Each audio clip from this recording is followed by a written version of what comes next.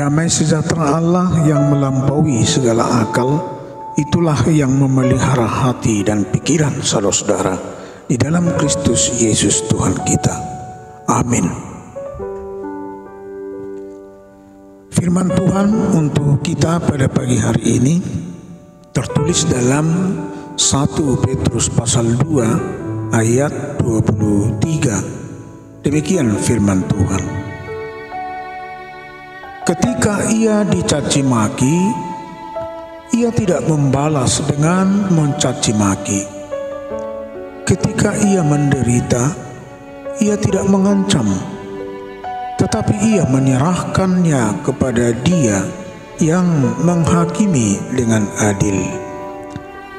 Dang mangicahi ibana di nahona icak, dang mangasupi di nama-naon na porsuk, alai di pasaha do tu panguhum sitigor rohai. Saudara-saudara, menjadi pengikut Kristus, kita harus terus belajar untuk mengikuti keteladanan dari apa yang telah dilakukan oleh Kristus. Filipi 3 ayat 12 dikatakan, bukan seolah-olah aku telah memperoleh hal ini atau telah sempurna, melainkan aku mengejarnya, kalau aku dapat juga menangkapnya, karena aku pun telah ditangkap oleh Kristus Yesus. Menjadi sempurna di dalam Kristus tidaklah terjadi dalam sekejap.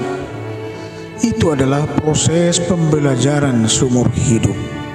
Itu berarti bahwa hidup orang percaya adalah suatu proses pembelajaran untuk menjadi serupa dengan Kristus. Salah satu sikap Tuhan Yesus yang harus diteladani oleh setiap pengikutnya adalah sikapnya dalam memperlakukan musuh atau orang yang berbuat jahat kepadanya. Kita tahu bahwa sepanjang hidup akan selalu diperhadapkan dengan pertentangan, perselisihan, kemarahan, kebencian, dendam, atau perilaku kejahatan lainnya yang dapat memancing dan mempengaruhi keadaan kita untuk menentukan sikap dalam menghadapi situasi tersebut.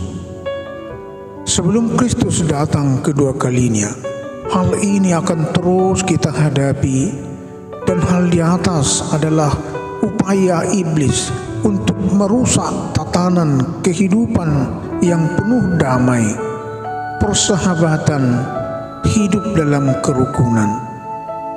Mengasihi musuh dan lawan tidaklah mudah, sebab kebanyakan di antara orang percaya belum mencapai tahap memiliki kasih dan pengampunan. Sebab itu membutuhkan kerelaan diri untuk merendahkan hati, membuang rasa keangkuhan atau hak dan kepentingan pribadi.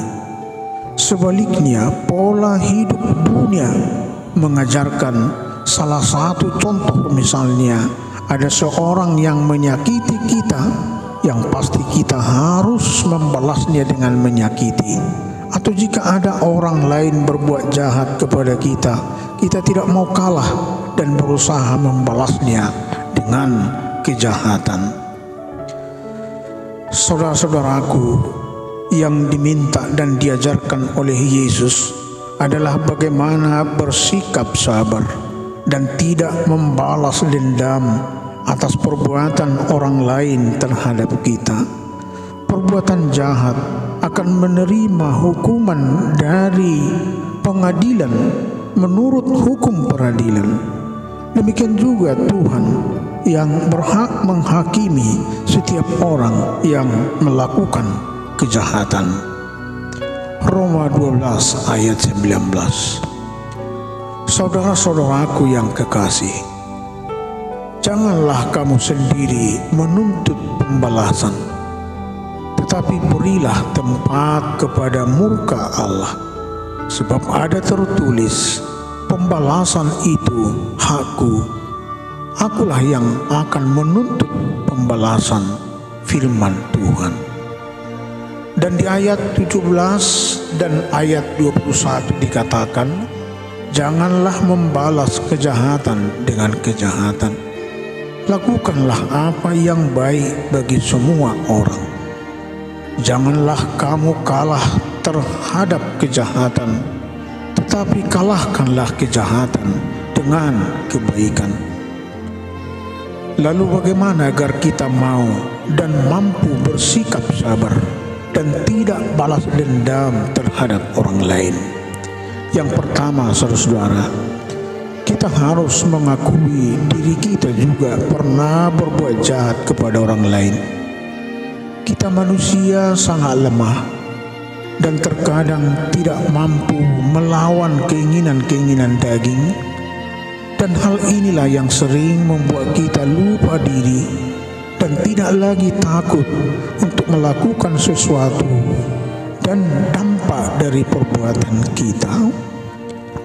Yang kedua, saudara-saudara, Tuhan sabar dan tidak membalas atas kesalahan-kesalahan atau dosa yang kita perbuat.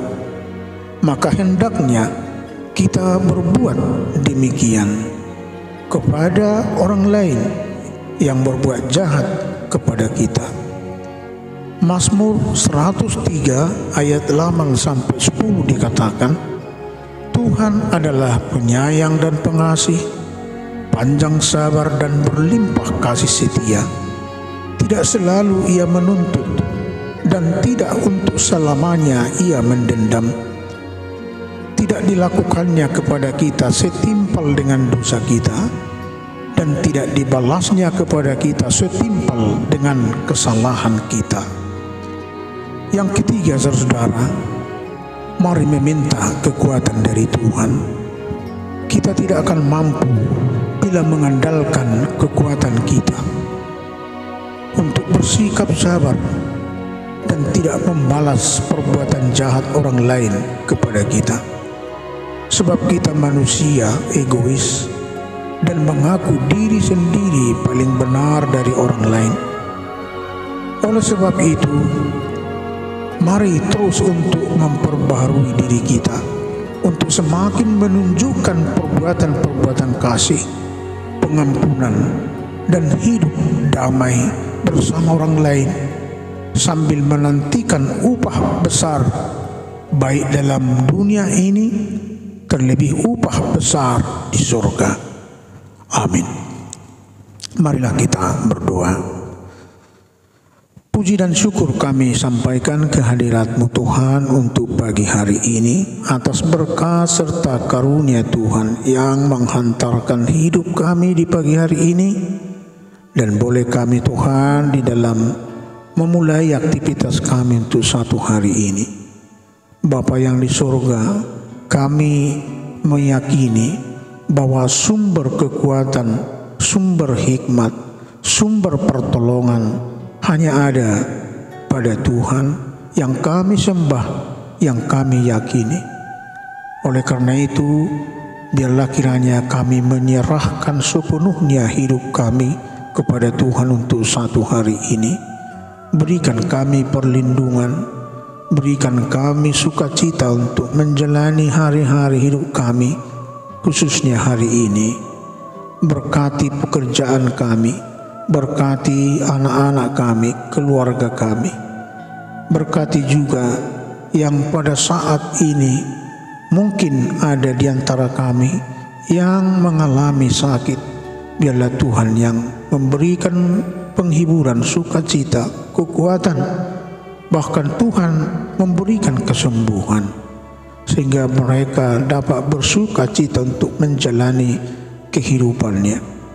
Bapa yang di surga, kami juga berdoa kiranya seluruh totalitas kehidupan kami Tuhan yang campur tangan, dan Tuhan yang menjagai, melindungi kami, memberkati kami.